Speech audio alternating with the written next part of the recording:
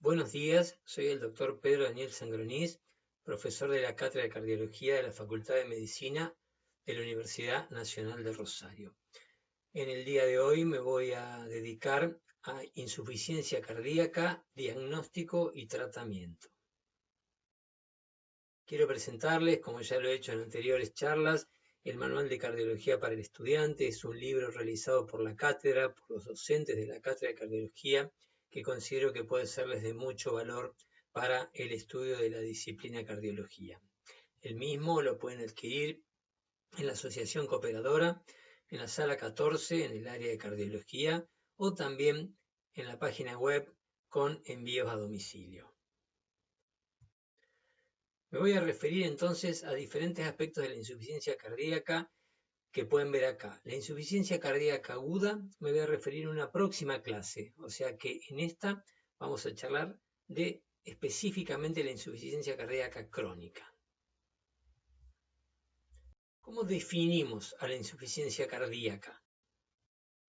Es un estado fisiopatológico en el cual el corazón es incapaz de mantener una correcta perfusión de los tejidos, o sea, un volumen minuto adecuado, o lo logra a expensas de un aumento en las presiones de llenado de sus cámaras ventriculares. La definición actual de hace pocos años de la Sociedad Europea de Cardiología lo define como un síndrome clínico, caracterizado por síntomas típicos, disnea, fatiga, hinchazón en tobillos, que pueden ir acompañados de signos, ingurgitación yugular, rales y edema periférico, causados por una anomalía cardíaca, estructural y o funcional que resulta en un gasto cardíaco reducido y o presiones intracardíacas elevadas en reposo o durante el estrés. Fíjense que me lo define como un síndrome clínico, o sea que debe haber signos y síntomas para hablar de insuficiencia cardíaca. Por lo cual, esta definición se limita al momento en el cual aparecieron los síntomas, o sea, en los cuales están presentes. Antes de que los síntomas estén presentes, la enfermedad se manifiesta como una anomalía cardíaca, ya sea estructural o funcional, a lo cual llamaremos disfunción ventricular. O sea que hay una alteración en los métodos complementarios por la cual lo podremos detectar, pero hasta que no haya síntomas, el paciente por definición no tiene insuficiencia cardíaca. Esta disfunción ventricular, sin lugar a duda, es precursora del síndrome de insuficiencia cardíaca con signos y síntomas. Y fíjense que si estamos hablando de que es precursora de insuficiencia cardíaca, la disfunción ventricular, debemos reconocerla. Es clave reconocerla, porque si la reconocemos, el inicio del tratamiento en estadios precoces puede reducir mortalidad. El aspecto epidemiológico de la insuficiencia cardíaca. Con respecto a la prevalencia, es de aproximadamente 1 a 2% de la población adulta en los países desarrollados. Sin embargo, aumenta más del 10% entre personas de 70 o más años de edad. Imagínense, más del 10% de las personas adultas tienen insuficiencia cardíaca. Esto es verdad tanto para hombres como en mujeres, aumentando, fíjense, de manera importante a partir de los 70 años. Es una enfermedad en expansión, un problema epidemiológico y médico en el mundo. ¿Por qué? Porque los progresos terapéuticos en las cardiopatías en general han mejorado la sobrevida y esa mayor expectativa de vida hace que haya cada vez más pacientes ancianos y por ende más pacientes con insuficiencia cardíaca. Las hospitalizaciones por insuficiencia cardíaca fueron un gran problema entre la década entre el 80 y el 2000, donde fue aumentando progresivamente tanto en mujeres como en hombres. Una encuesta europea del año 2013 marcó lo siguiente. Dice que en los últimos 20 años, desde el 2000 hasta la fecha, las mejorías en los tratamientos han aumentado la sobrevida y han disminuido la tasa de internaciones. Pero aún así, los resultados son insatisfactorios. Y además, debo aclarar que esto es en países desarrollados. no es eso lo que vemos en países en vías de desarrollo, donde el número de internaciones siguen progresando del 80 hasta acá. O sea, esta realidad que demostró la encuesta es una realidad de la Sociedad Europea de Cardiología. No podemos extrapolar esta información a los pacientes de nuestro país. Aún así, fíjense que la tasa de mortalidad fue del 7% para los pacientes que eran ambulatorios o estables y del 32% al año para pacientes, y la tasa de hospitalización fue del 32%, o sea que 1 de cada 3 de los pacientes ambulatorios se volvía a internar. Pero fíjense que la tasa de mortalidad fue del 17% para aquellos pacientes que ya habían sido hospitalizados, aunque sea una vez. Y el otro dato tremendo es que la tasa de rehospitalización fue del 44%, o sea que un paciente que se hospitaliza por insuficiencia cardíaca tiene una chance del 44%, o sea, casi la mitad, se va a volver a hospitalizar por lo mismo en el siguiente año. O sea que es una entidad con alta mortalidad y alta morbilidad, demostrada por la necesidad de reinternaciones. Ahora bien, ¿de qué se mueren los pacientes con insuficiencia cardíaca? Claramente, la mortalidad es de causas cardiovasculares. Fundamentalmente de dos cosas se mueren: de muerte súbita por arritmias ventriculares malignas o de empeoramiento de la insuficiencia cardíaca. Hacen diferentes eventos y en uno de ellos, en donde hacen una descompensación, fallecen. Esas son las dos grandes causas de muerte de los pacientes con insuficiencia cardíaca. Algunos conceptos sobre fisiopatología, la cual es muy compleja y nos podría llevar una clase entera a hablar de la misma, con las diferentes teorías que existen, muchas de ellas contrapuestas y no del todo correctamente dilucidadas al día de hoy.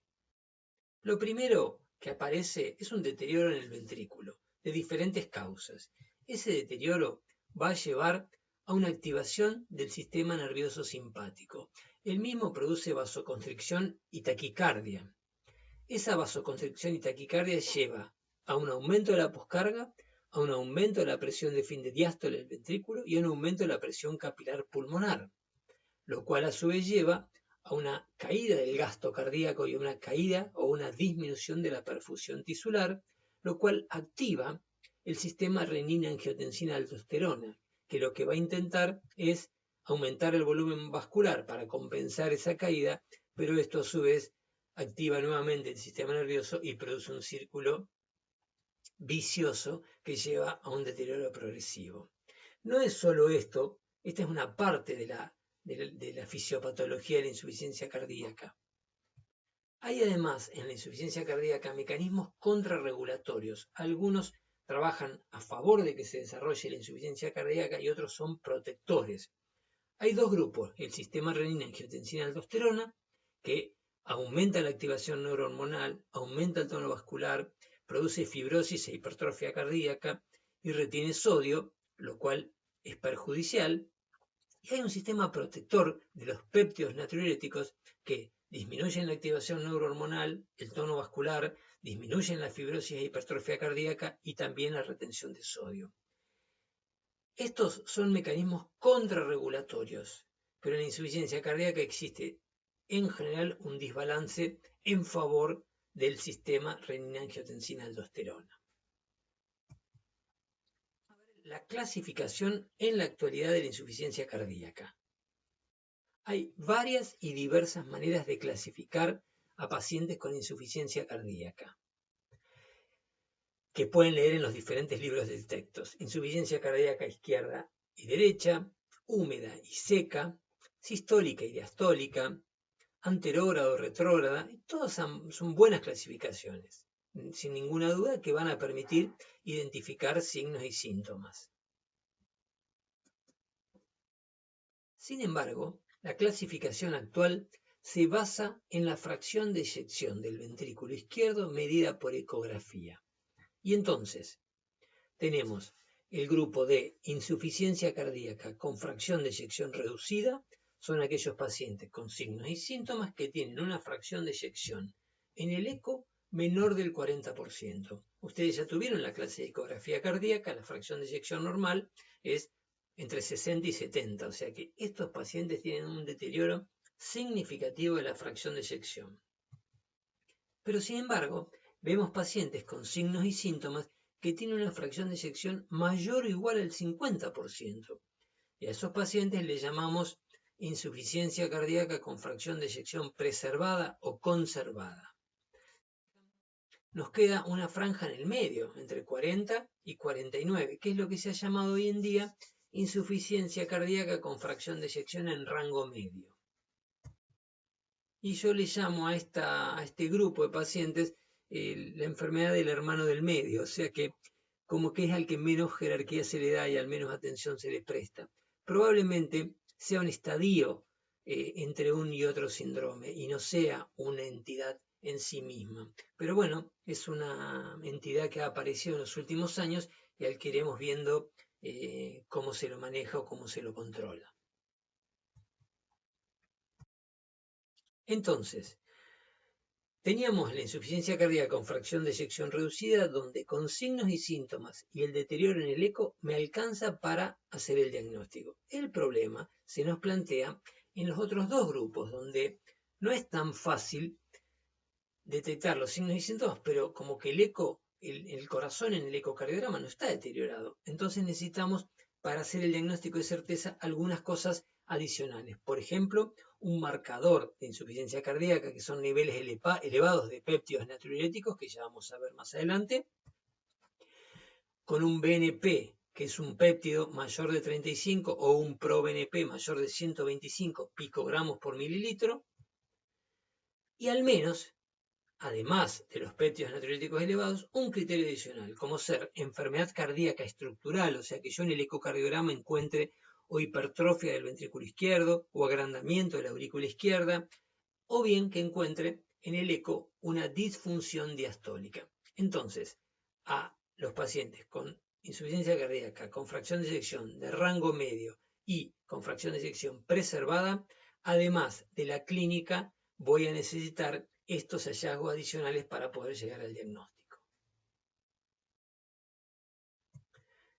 Vale la pena aclarar que la mayoría de los estudios clínicos publicados desde el año 1990 en insuficiencia cardíaca seleccionó solamente pacientes con fracción de eyección menor del 40%.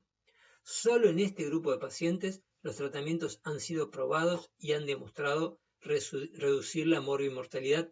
Más adelante vamos a ver qué tipo de tratamientos utilizamos hoy en día para estos pacientes. Podemos hablar de la etiología de la insuficiencia cardíaca. Demostrar la causa subyacente es clave en el diagnóstico de insuficiencia cardíaca. La etiología, sin embargo, es muy diversa. No existe un sistema de clasificación único acordado para las causas de insuficiencia cardíaca y hay mucha superposición entre categorías potenciales. Podemos dividirlo, sin embargo, en la última clasificación disponible en la literatura, entre tres grandes grupos como causa etiológica.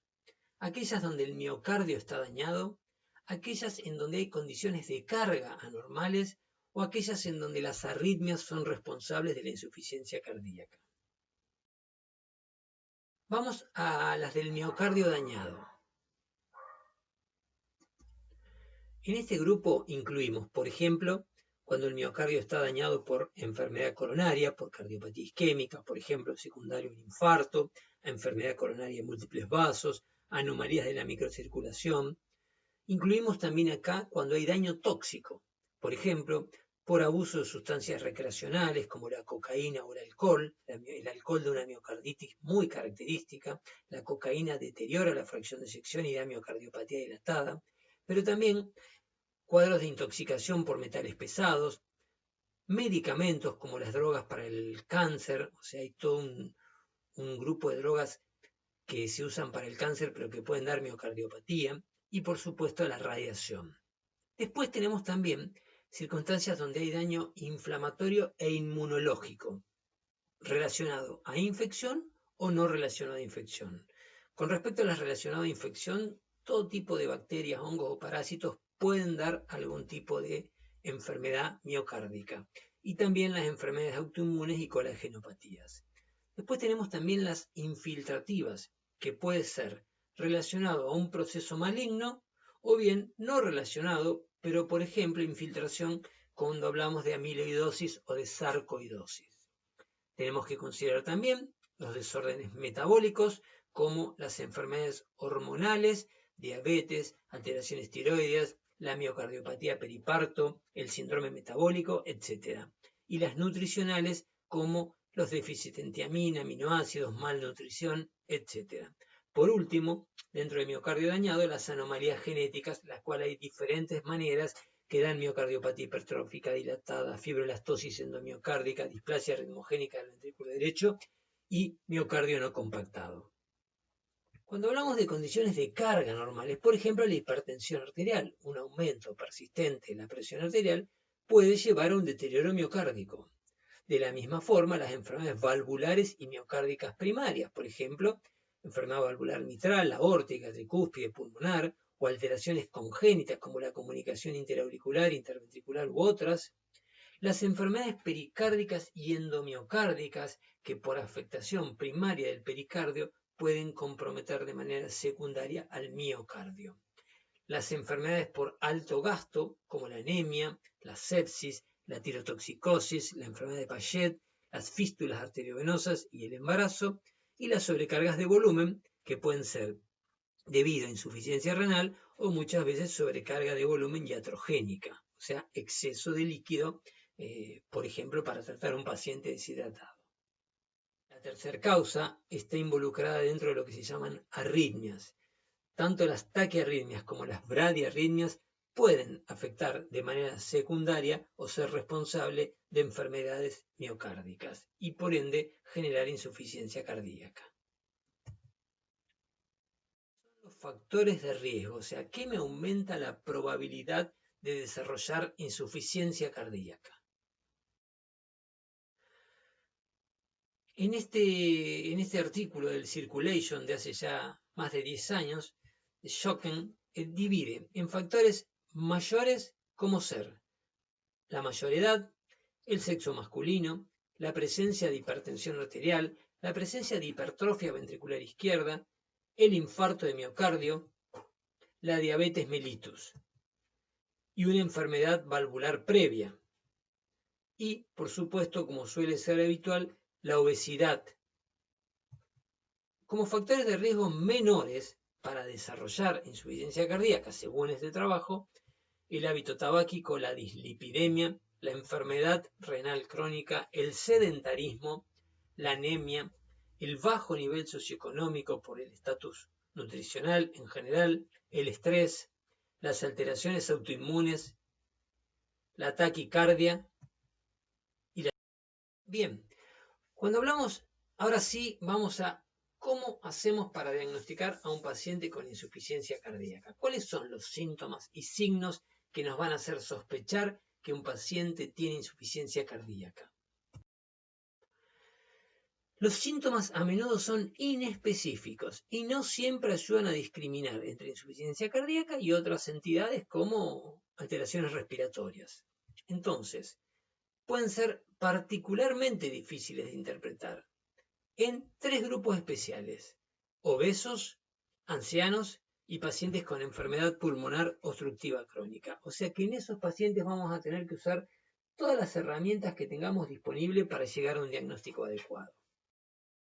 Los síntomas, según la nueva clasificación, la podemos diferenciar en típicos y menos típicos o atípicos, como los más clásicos son la falta de aire, la disnea, la ortopnea, la disnea paroxística nocturna, la tolerancia reducida al ejercicio, donde el paciente tiene fatiga, cansancio,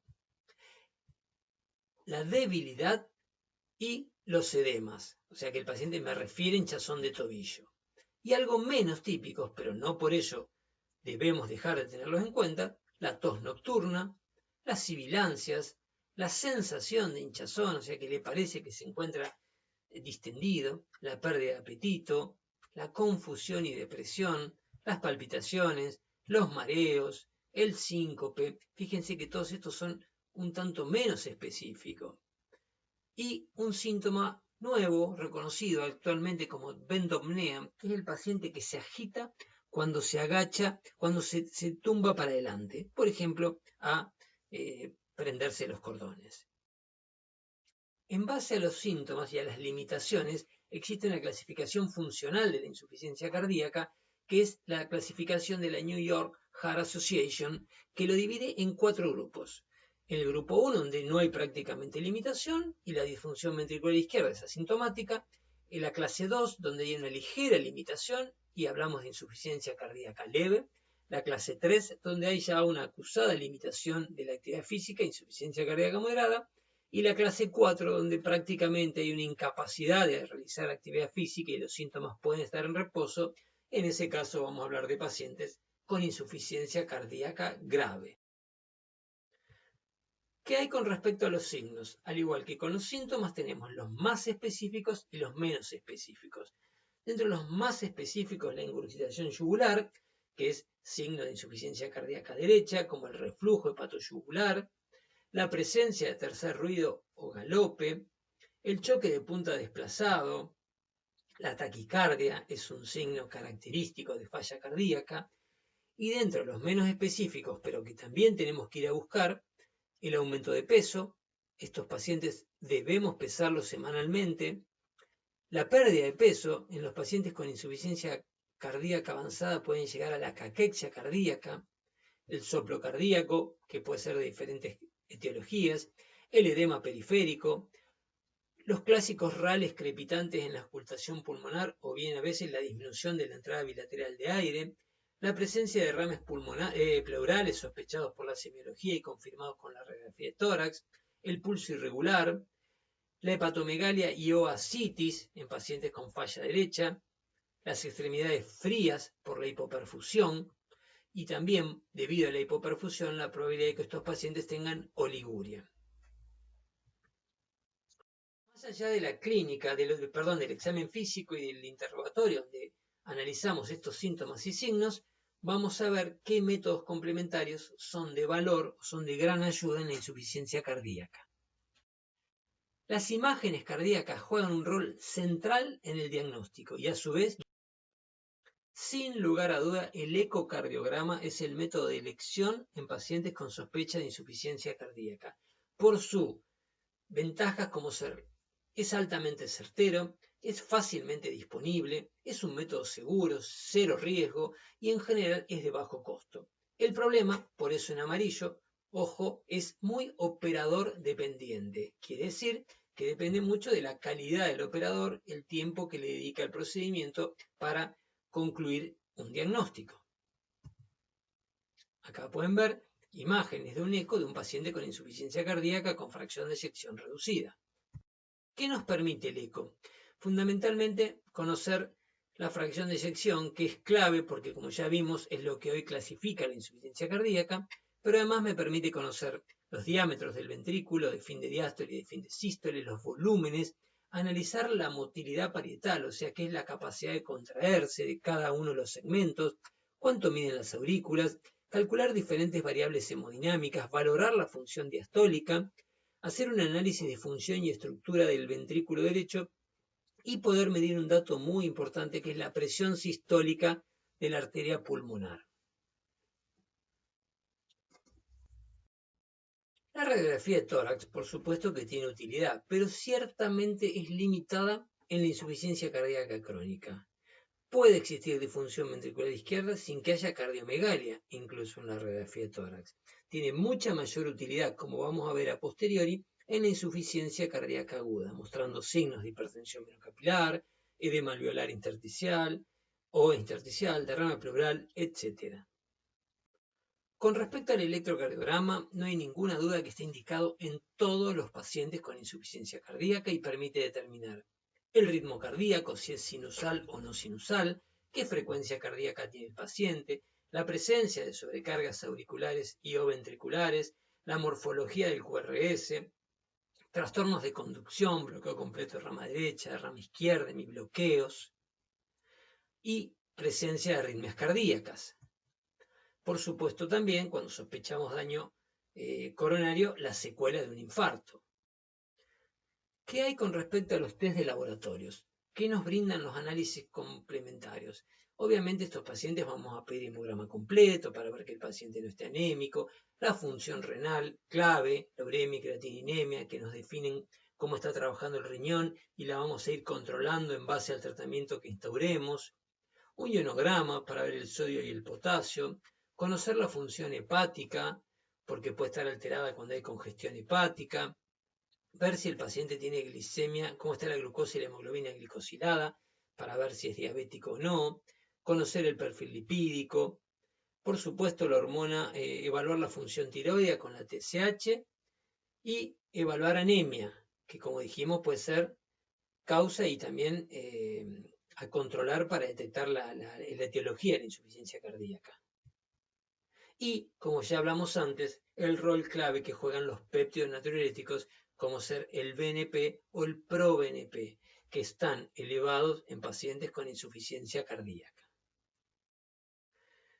Dentro de otros métodos complementarios que tienen indicación en casos especiales, más allá del electro, la placa, el eco y el laboratorio, son la perfusión miocárdica SPECT, que se hace fundamentalmente en pacientes con sospecha de enfermedad coronaria, al igual que la angiografía coronaria, pero también tenemos la tomografía cardíaca, que ha permitido grandes avances, y un estudio muy importante e interesante hoy en día, que es la imágenes de resonancia magnética, como vemos hoy en la actualidad, para ver la movilidad de las diferentes cámaras cardíacas. Con respecto al pronóstico de los pacientes con insuficiencia cardíaca, la estimación pronóstica, tanto de mortalidad, morbilidad y discapacidad, ayuda a los pacientes, familiares y médicos a definir y a decidir sobre el tipo y timing de qué tratamiento vamos a aplicar.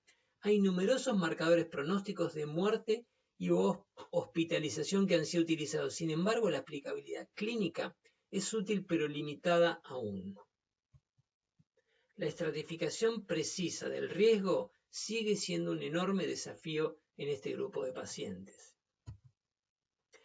Ahora al tratamiento de los pacientes con insuficiencia cardíaca. ¿Cuáles son los objetivos del tratamiento? Primero, mejorar el estado clínico, la capacidad funcional y la calidad de vida. En segundo lugar, como ya hablamos cuando hablé de la encuesta europea, prevenir internaciones, una primera internación o por supuesto reinternaciones.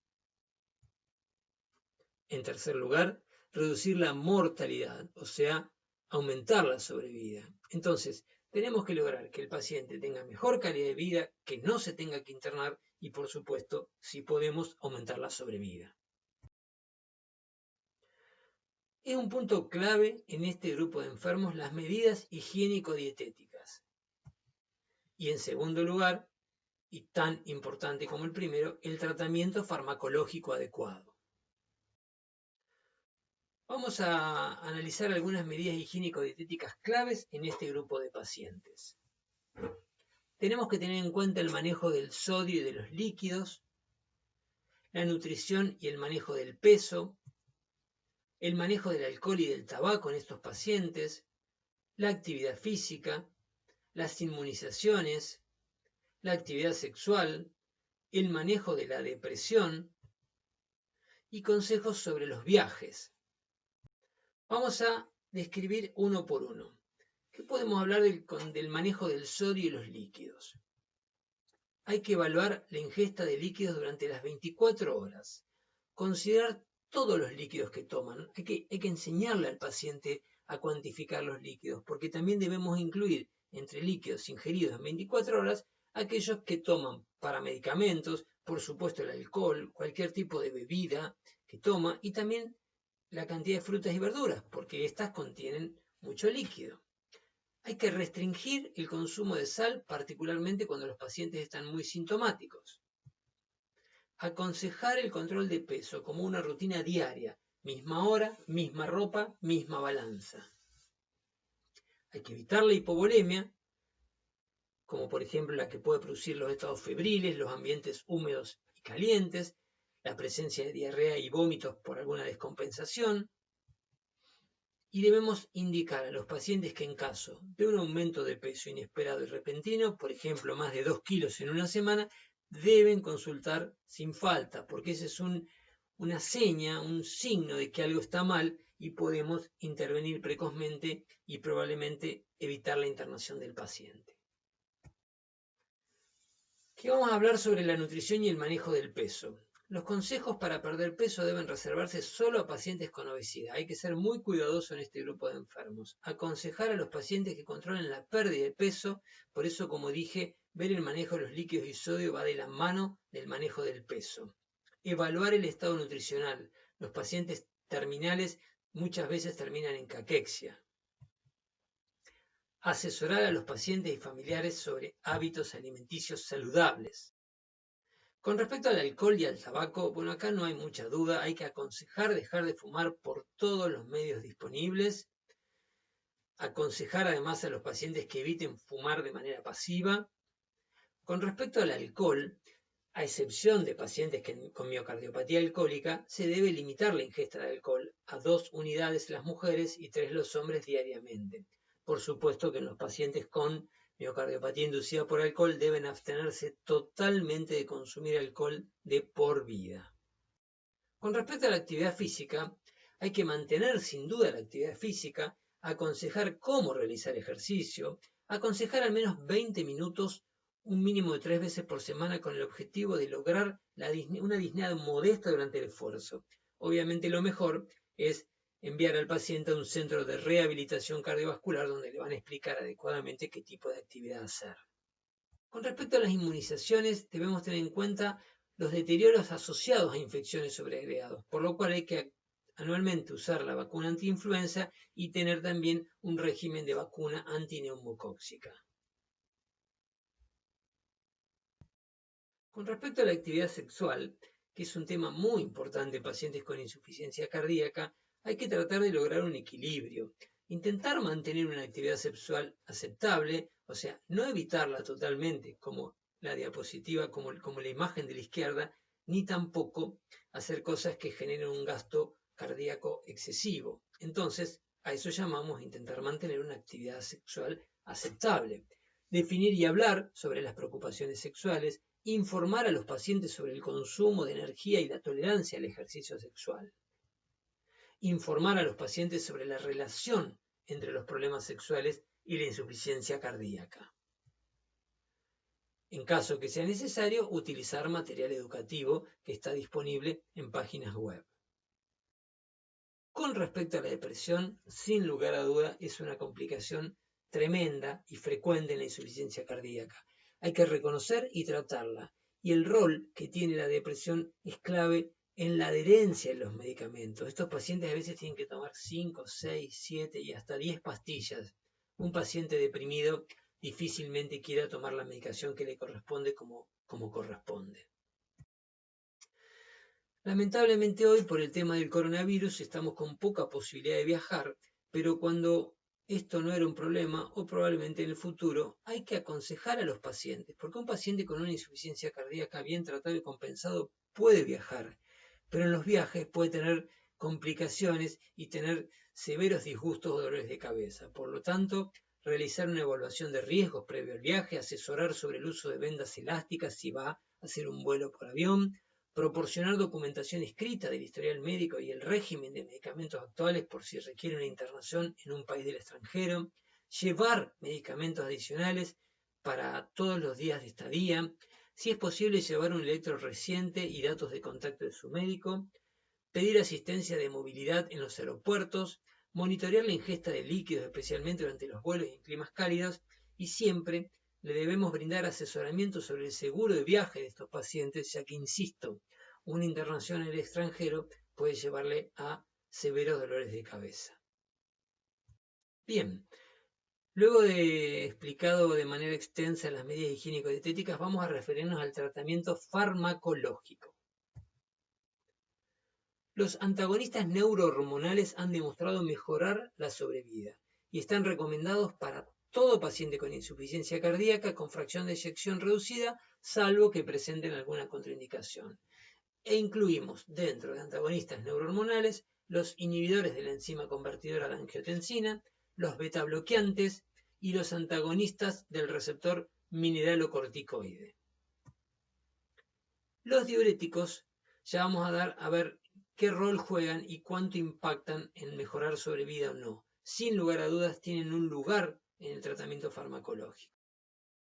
Con respecto a los inhibidores de la ECA, bloquean el sistema renina-angiotensina-aldosterona al suprimir la conversión de angiotensina 1 en angiotensina 2, producen vasodilatación, disminuyen la retención de sodio y la secreción de aldosterona, mejoran calidad y cantidad de vida, definido en diferentes estudios clínicos. Está indicado tanto en pacientes sintomáticos como aquellos asintomáticos que describí al principio, donde hay disfunción ventricular, por ende previenen la progresión a la insuficiencia cardíaca clínica. Se deben iniciar a bajas dosis e incrementar la titulación hasta llegar a las dosis que han demostrado efectividad en los estudios clínicos. O sea, dar dosis bajas de entrada siempre, pero intentar incrementarlos hasta las mayores dosis. Estas son las drogas que disponemos hoy dentro del grupo de inhibidores de la enzima convertidora con las dosis adecuadas. El más utilizado en la Argentina, por lejos, es el enalapril. Los efectos indeseables más comunes de este grupo de drogas son la hipotensión arterial y la tos. Contraindicaciones: historia de angiodema, estenosis de arteria renal bilateral conocida, embarazo o riesgo de embarazo y reacción alérgica conocida a la droga.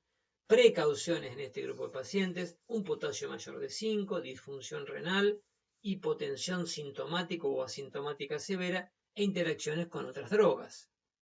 Con respecto a los betabloqueantes, también han demostrado disminuir la morbimortalidad de los pacientes sintomáticos.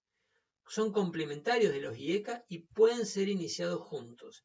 Se debe iniciar en los pacientes cuando están estables, a dosis bajas, y se debe incrementar la dosis hasta la dosis máxima tolerada.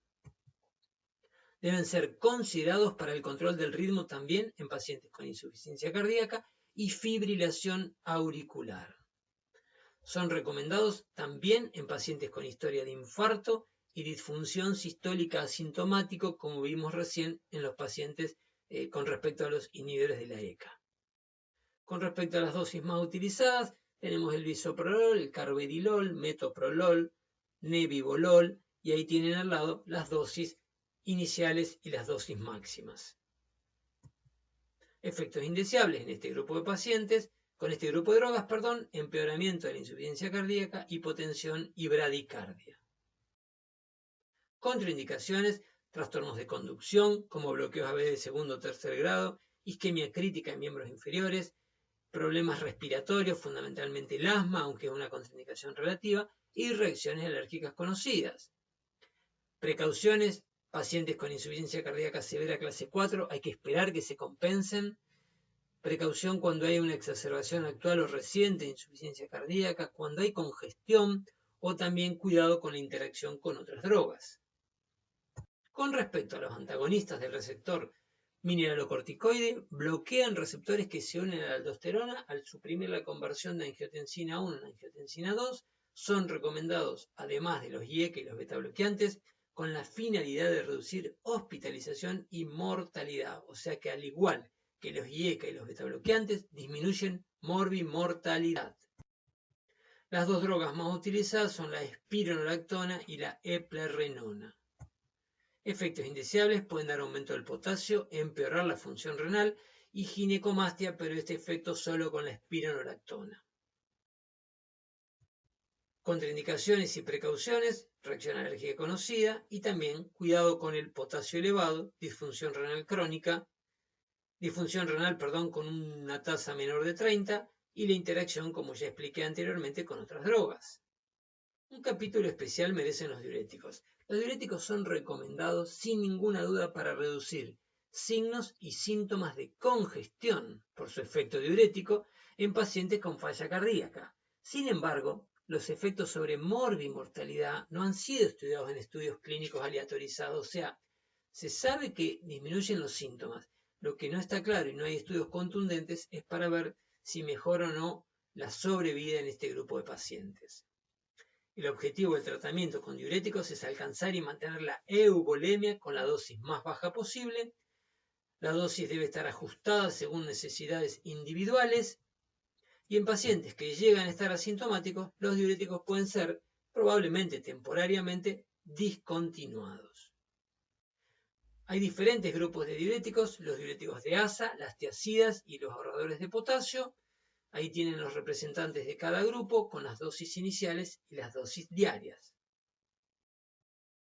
Contraindicaciones: no está indicado si no hay congestión, y cuidado con las reacciones alérgicas conocidas.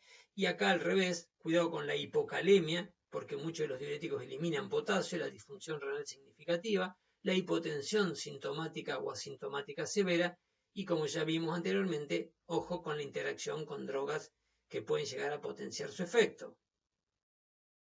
Efectos indeseables fundamentalmente son hipotensión, hipocalemia, hipomagnesemia, hiponatremia.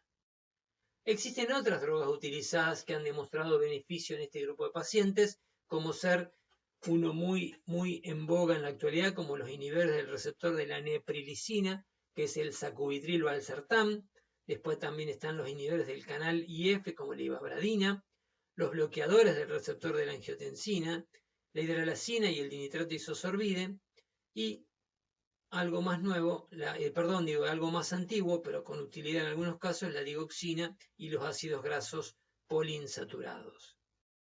Para terminar, vamos a ver un esquema de tratamiento de un paciente con insuficiencia cardíaca con fracción de eyección reducida.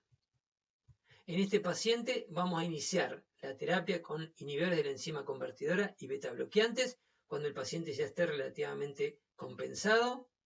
Si el paciente persiste sintomático, recordar que los diuréticos son drogas para aliviar la congestión, pero si el paciente, luego de los diuréticos y comenzar con IECA y beta bloqueantes, persiste sintomático, si la respuesta es no, ese paciente va a finalizar el tratamiento, quiere decir que va a continuar con esas dos drogas, IECA y beta bloqueantes, y los diuréticos mientras tenga congestión. Pero si el paciente no logramos compensarlo con IECA y beta bloqueantes y persiste sintomático, a ese paciente le agregamos los antagonistas del receptor mineralocorticoide, y si el paciente, a pesar de ello, persiste sintomático, si es no, fin de tratamiento, y si persiste, hay que preguntarse, ¿toleró los IECA? Si los toleró, vamos a reemplazar por los inhibidores de los receptores de la neprilicina, el sacubitril valsartán.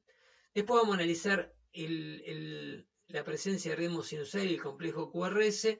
No me quiero meter en profundidad en este tema, pero se utilizan dispositivos que se llaman resincronizadores, que pueden llegar a mejorar la conducción y de esa manera mejorar la insuficiencia cardíaca. Y si los pacientes persisten con frecuencias cardíacas elevadas, puede tener un lugar una droga que se llama la ivabradina. Este es un esquema simple, muy simplificado sobre el tratamiento actual, pero que se los quería dejar para que tuvieran una idea de cómo se maneja a estos pacientes. Y si los pacientes tienen una fracción de eyección muy baja, a pesar de un tratamiento médico óptimo o una historia de arritmia ventricular, tienen indicación de otro tipo de dispositivos que se llama cardiodesfibrilador implantable. En fin, esta es la secuencia que seguimos habitualmente, muy simplificada, muy resumida, para que ustedes tengan una idea de la secuencia en la administración de los medicamentos y o dispositivos. Dos diapositivas sobre lo que era la insuficiencia cardíaca con fracción de eyección preservada. Dijimos que eran pacientes con signos y síntomas de insuficiencia cardíaca, fracción de eyección mayor o igual al 50%, pero le pedíamos también a estos pacientes que tuvieran elevados los péptidos y al menos un criterio adicional en el ecocardiograma como hipertrofia ventricular, agrandamiento auricular o signos de disfunción diastólica. Con respecto a estos pacientes, hay algunos datos y o comorbilidades asociadas bastante frecuentes. La insuficiencia cardíaca con fracción de eyección preservada se ve más en pacientes de edad avanzada, hipertensión arterial, con fibrilación auricular, mujeres, pacientes con disfunción renal, síndrome metabólico, obesidad, EPOC y síndrome apnea-sueño. Estas cosas, más una insuficiencia cardíaca, más fracción de eyección preservada, me deben hacer sospechar el diagnóstico. El diagnóstico de certeza siempre es desafiante. En la actualidad, ningún tratamiento ha demostrado de manera convincente reducir la morbimortalidad en este grupo de pacientes, o sea, con insuficiencia cardíaca y fracción de eyección preservada. Bueno, muchas gracias. Hasta acá llegamos en esta primera presentación, donde me me dediqué fundamentalmente a la insuficiencia cardíaca crónica y en la próxima clase vamos a hablar específicamente de insuficiencia cardíaca aguda. Muchas gracias.